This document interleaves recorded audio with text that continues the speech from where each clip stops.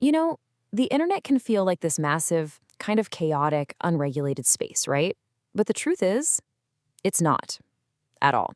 Every single search you make, every video you click on, it's all being shaped by these enormous hidden rulebooks. So today, we're going to pull back that curtain and take a look at how these things actually work. I mean, have you ever wondered how YouTube just decides, nope, this video has crossed the line? Or maybe more common, what makes Google decide that one search result is the absolute best, most trustworthy answer to your question? We've all seen it. Well, I'm here to tell you it is not random, not even a little bit. It is all the product of a very deliberate, very human-designed system. All right, so here's our game plan. We'll start with the big picture of these hidden rule books. Then we'll dive into YouTube's very public contract with its users. After that, we're going to sneak behind the scenes with Google's internal framework, see where they find some common ground, and then wrap it all up by talking about why any of this actually matters to you. So yeah, these huge decisions, what gets pushed to the top, what gets buried, or even removed, they are not just happening by chance. They are all based on these incredibly detailed documents. These are the guides that train both human moderators and the AI systems, and we're about to dig into two of the most powerful ones out there. Okay, on one hand, we've got the YouTube community guidelines. The best way to think about this one is as the public rule book. It's basically a contract between YouTube and everyone who uses it. On the other hand, you have Google's search rater guidelines. This is totally different. It's more like a secret inspector's checklist, an internal manual used to train the actual humans who judge the quality of search results. All right, let's kick things off with the one you've most likely heard of, maybe even bumped up against, the YouTube Community Guidelines. These are pretty much the official rules of the road that every creator and even every viewer basically agrees to just by being on the platform. So the guidelines are built on these 5 main pillars. You've got rules against spam and deceptive stuff. Then there's sensitive content, which covers things like child safety, nudity, and self-harm. Next up is violent or dangerous content. That's where you'll find policies on hate speech and harassment. They also cover regulated goods, so things like firearms or illegal items. And finally, a huge one these days, misinformation, especially around critical topics like medicine and elections.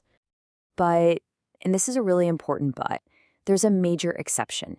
It's what they call EDSA context.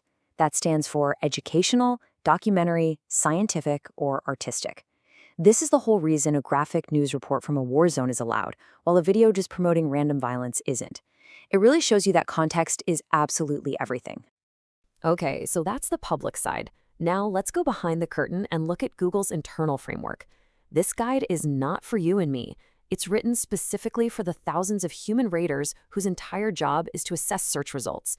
Their feedback is what helps train Google's powerful algorithms. So to understand how Google thinks, you first have to get this one critical concept, your money or your life. You'll see it abbreviated as YMYL. Google basically flags certain topics as having a super high risk of causing harm. We're talking about things that could genuinely impact your health, your financial stability, or your personal safety. And for these topics, the quality standards are through the roof. And this table here, it does a great job of showing what that means in practice. Look at the left column. Evacuation routes for a tsunami. That is classic high-risk YML. A mistake there could be devastating. But a weather forecast? Not so much. Or think about it this way. Advice on when you should go to the emergency room? That has to be accurate. Advice on how often to replace your toothbrush? A little more leeway there, right? That's the difference. So how in the world do these raters actually judge these high-stakes pages?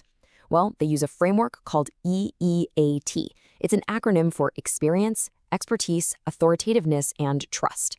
They're basically asking a series of questions. Does the person writing this have actual firsthand experience? Do they have formal expertise in the field? Is the source a recognized authority on the topic? And maybe most importantly, can you trust it? Is it accurate, safe, and reliable?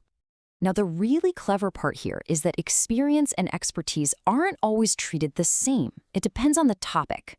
Take something really serious, like liver cancer. A forum where patients share their stories about how they cope, that has incredibly high experience. But an article explaining different medical treatments, that absolutely requires formal expertise. It shows that Google understands that sometimes what you really need is an expert, and other times you need to hear from someone who's actually lived it. Okay, so armed with all these ideas, YML and E the raters place every page they review on this page quality ladder. You can see it goes from lowest all the way up to highest. So it's not just a simple pass or fail. It's a scale with a lot of room for nuance. For right now, though, let's talk about what it takes to hit rock bottom. And this is where things get really interesting, because this is where YouTube's public rules and Google's secret internal rules totally align. Both platforms have a common enemy, a really clear definition of what makes for the absolute lowest quality content. The stuff that ideally nobody should ever see. The core idea that unites them is actually pretty simple. Protect the user. That's it. Both rulebooks are laser-focused on identifying and knocking down content that is actively harmful, designed to be deceptive, or is just completely and utterly untrustworthy. And here we go again. It all comes down to context. A page giving detailed instructions on how to commit suicide, that's an automatic lowest rating. But a legitimate news story about a violent event, that's completely different.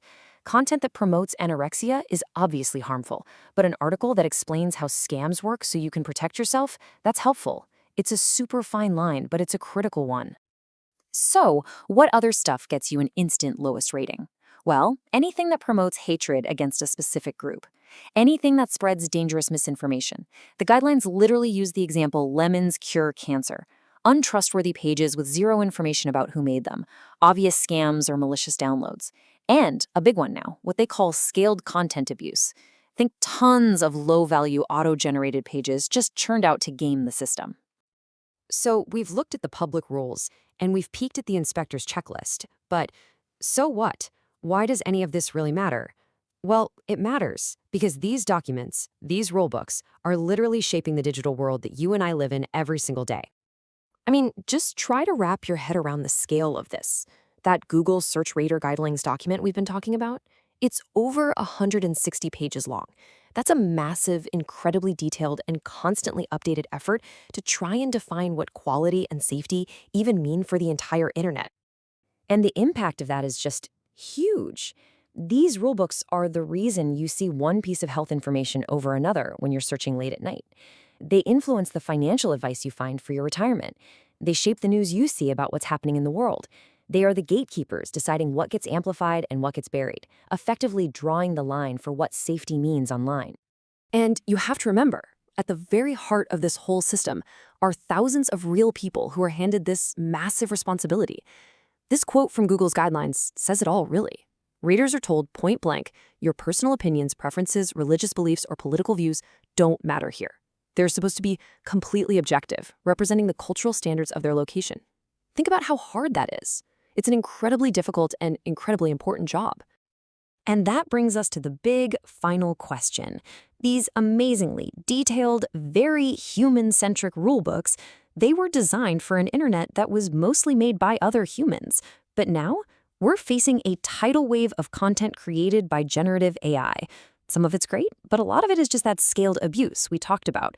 So the real question for the future is, can these human-made rulebooks and the human raters who use them actually keep up?